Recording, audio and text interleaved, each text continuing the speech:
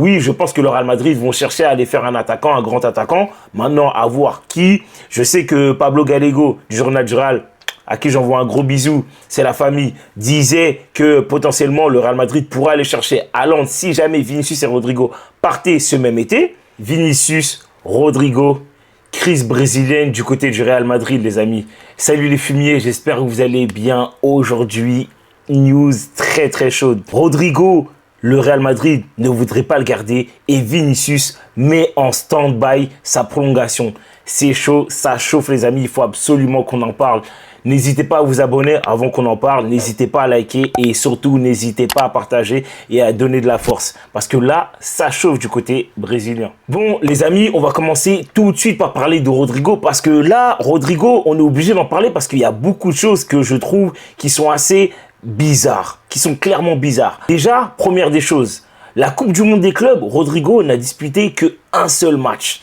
Et encore, le un seul match, il ne l'a pas disputé pendant 90 minutes. Donc déjà, pour moi, il y a un souci. Deuxièmement, on sait que Rodrigo, dans les couloirs de Madrid, au Santiago Bernabéu, son père demanderait à ce que son fils joue beaucoup plus, qu'il soit titulaire indiscutable. À côté de ça, on sait que Rodrigo n'est pas à l'aise. Du moins, d'après lui, il ne se sentirait pas super bien à l'aise sur le terrain côté droit et il aimerait jouer côté gauche. Malheureusement, il y a son compatriote Vinicius Junior et même je peux rajouter ça, Kylian Mbappé. Mais bon, on sait que Kylian Mbappé, voilà, c'est le 9 du Real Madrid. Il va jouer au centre, devant, en pointe. Il n'y a aucun problème. Mais du moins, en tout cas, il y a Vinicius côté gauche qui, selon moi, est indéboulonnable parce que Vinicius, à son top niveau, personne ne peut le stopper, personne ne peut le bouger, même pas Kylian Mbappé, avec tout le respect que j'ai pour lui. Et à côté de ça, les amis, on sait que Pep Guardiola aimerait se procurer Rodrigo. Et même, j'ai même envie de rajouter, Arteta aimerait aussi acheter Rodrigo. On sait que, voilà, Rodrigo, il a un salaire assez élevé. On sait que son coût de transfert vacillerait entre 90 millions, 100 millions, voire 120 millions, grand max. Là, maintenant, après, c'est au Real Madrid de juger la valeur du joueur. Mais on sait que, voilà, si il doit y avoir un transfert, on sait que ça oscillerait vers entre 90, 100, 120 millions. Et à part si, imaginons, le Real Madrid souhaite vendre Rodrigo à Arsenal, on sait très bien que Manchester City va surenchérir et vice-versa. Après, jusqu'à quel stade, on ne sait pas.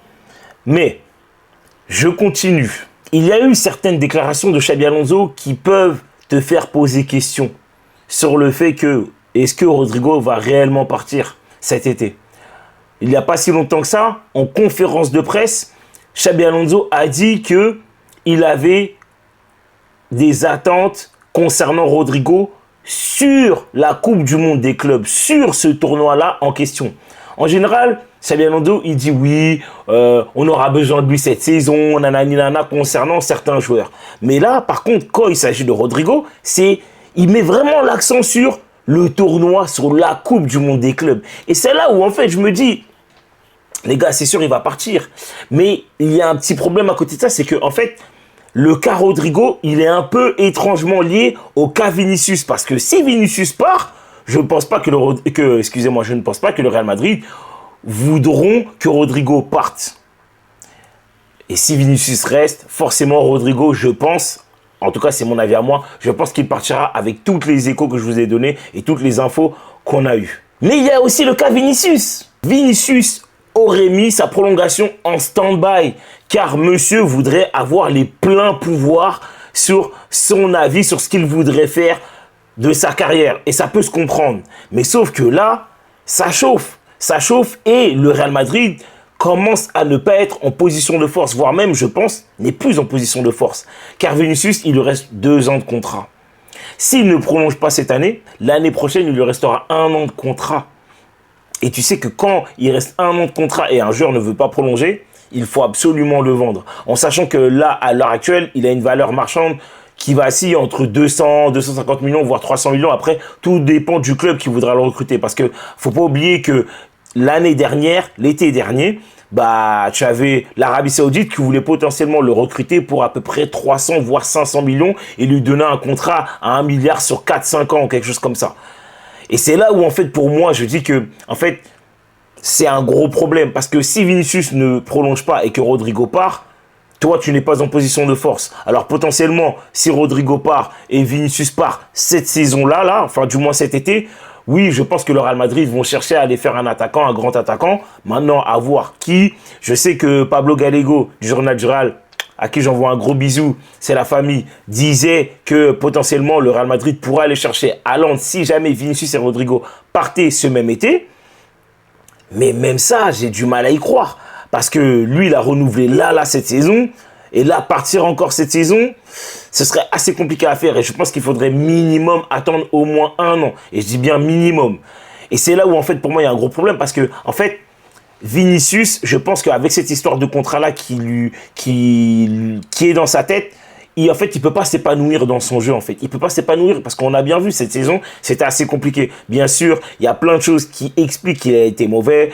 Tu as eu des blessures, tu as eu le syndrome Ballon d'Or, et à cause de ça, tu as eu cette histoire de contrat. Et pour moi, cette histoire de contrat, il faut absolument le régler. Mais malheureusement aussi, il est piloté par son entourage. Parce que son entourage lui monte à la tête, son entourage lui dit non, fais ci, fais ça, fais ci, fais ça. Et là, pour moi, il y a un gros problème, c'est que Vinicius, c'est lui qui doit avoir le dernier mot. C'est lui qui doit taper du poing et dire de toute façon, c'est moi le joueur et c'est moi qui décide ce que je veux, ce que je ne veux pas.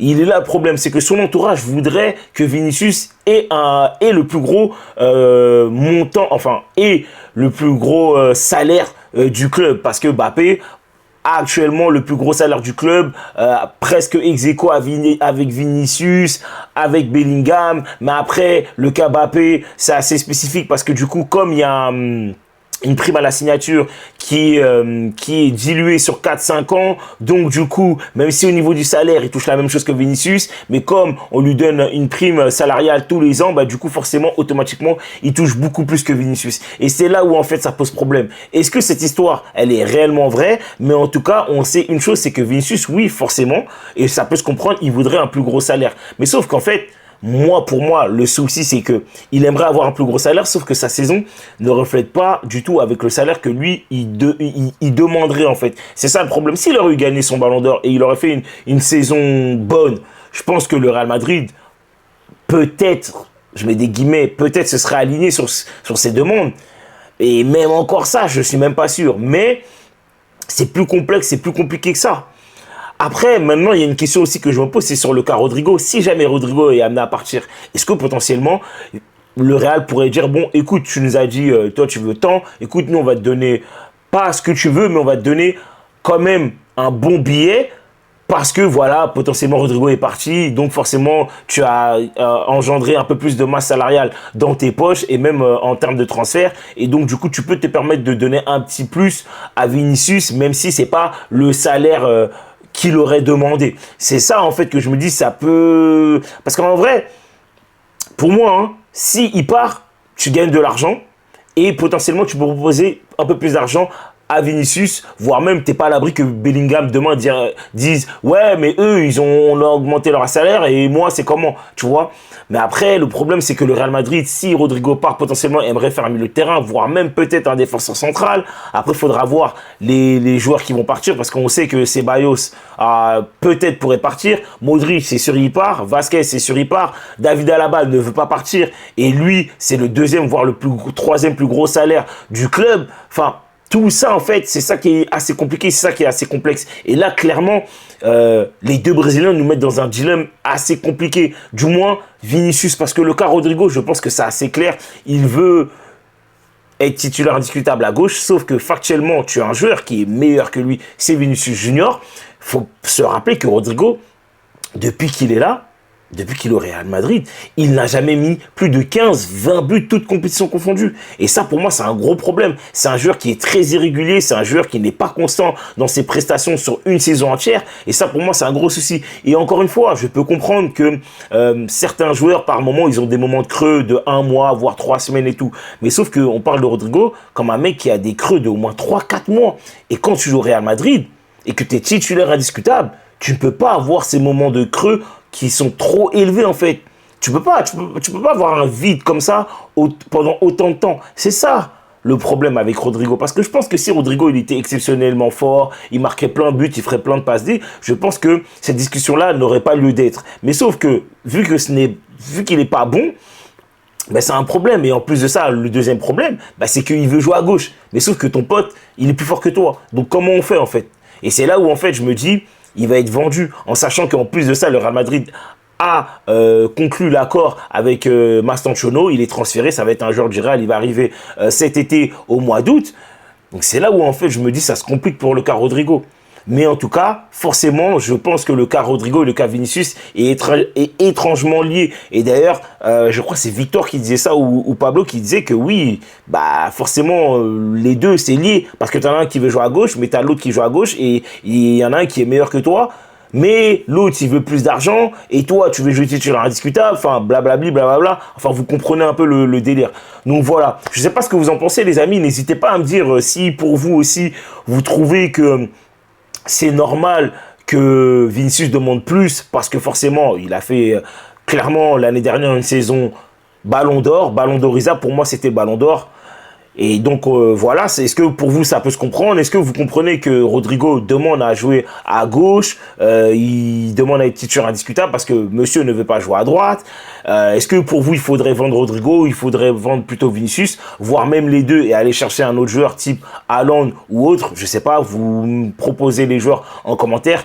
Dites-moi en tout cas, j'aimerais avoir votre avis. N'hésitez pas à me dire tout ça en commentaire, à vous abonner et à appuyer sur la petite cloche pour les nouvelles news et les nouvelles infos qui vont tomber. Je tiens à m'excuser quand même, j'ai pas pu débriefer le match de huitième de finale du Real Madrid en Coupe du Monde des clubs. Désolé, j'ai pas pu le faire. La fatigue oblige. Et en tout cas, on se retrouve pour la prochaine. Allez. Ciao les fumiers.